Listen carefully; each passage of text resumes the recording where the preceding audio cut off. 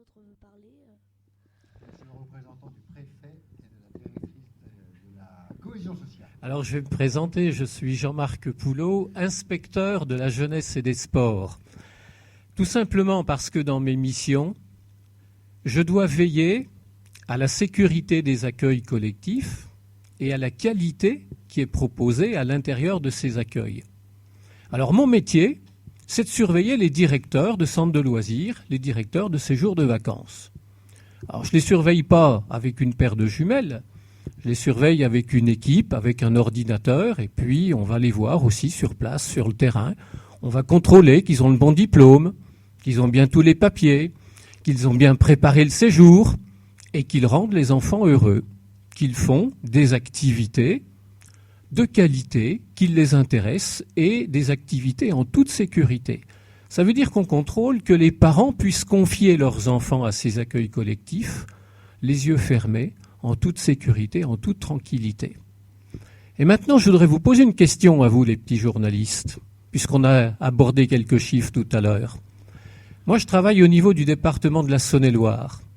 Et je voudrais que vous puissiez me dire, pendant l'été qui vient de s'écouler, pendant l'été 2011, combien d'enfants sont partis en vacances et sont venus en vacances dans le département de Saône-et-Loire.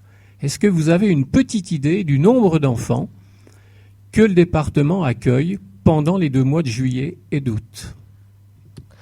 Moi non, Allez, un chiffre. 30. Au niveau du département. Ah, non. Oh. Je vois que ta petite camarade veut t'aider et donner un chiffre. On va poser la question aux adultes, on va poser la question à ceux qui étaient à la table tout à l'heure. Vous donnez pas parce que vous avez la réponse qui est sur le papier. Alors si je vous demande ça, c'est parce que mon métier consiste aussi à dénombrer les accueils collectifs. Et oui, on fait le recensement, on fait l'INSEE des accueils collectifs de mineurs, et puis on fait le bilan en fin de chaque année.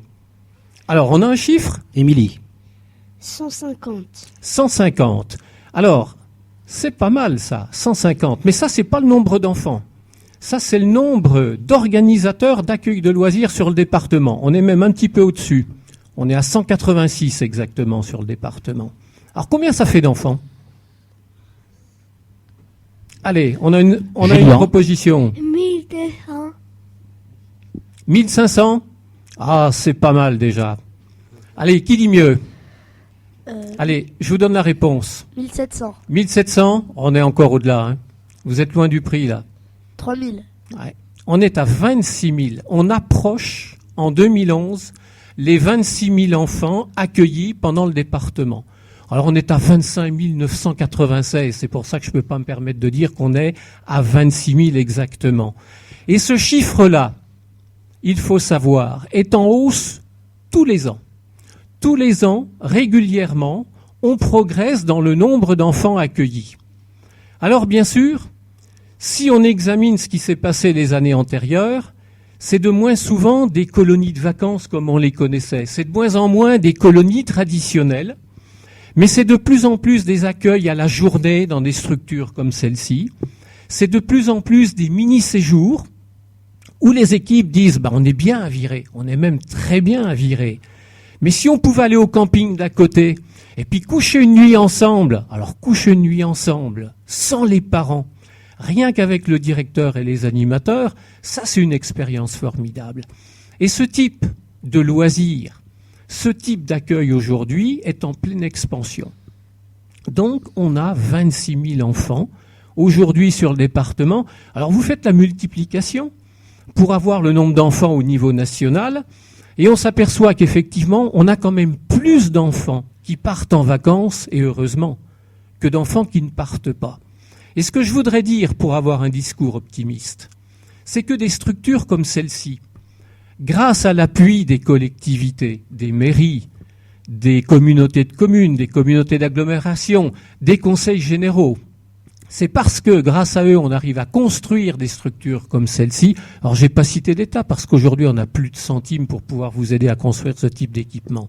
On le faisait il y a quelques années.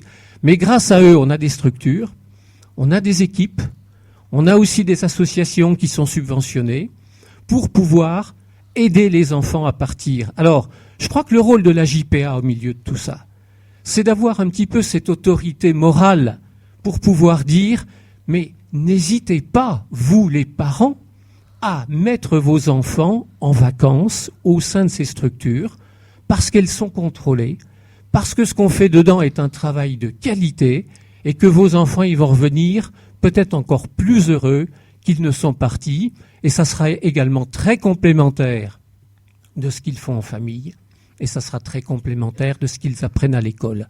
Alors oui, aujourd'hui, on peut tous passer des vacances de qualité, et j'espère que tous les enfants de Viré, que tous les enfants de Saône-et-Loire et que tous les enfants de la France pourront en bénéficier dès cet été 2012. Merci à la GPA d'en faire la promotion et bonne campagne 2012, Monsieur Saunier.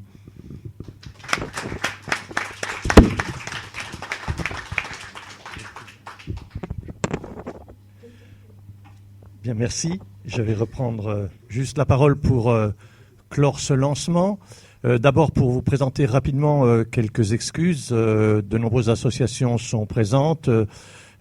Parmi les confédérés, la Ligue singulièrement n'a pas pu être présente aujourd'hui. Je tenais à l'excuser.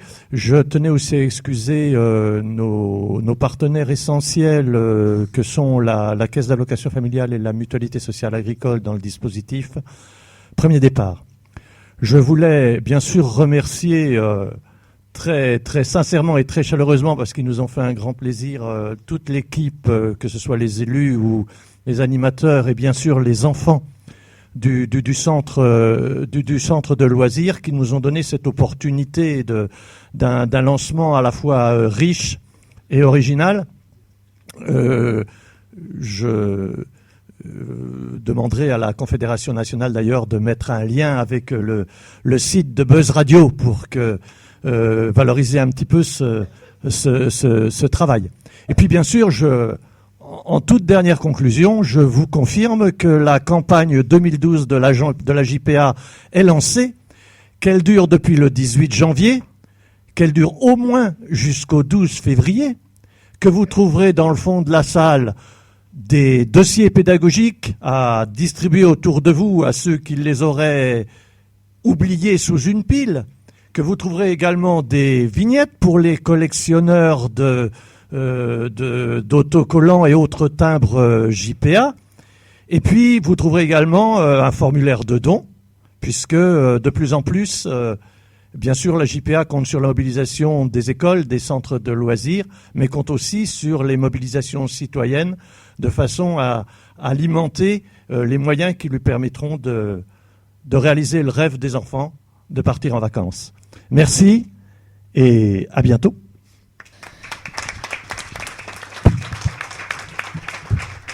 Je vous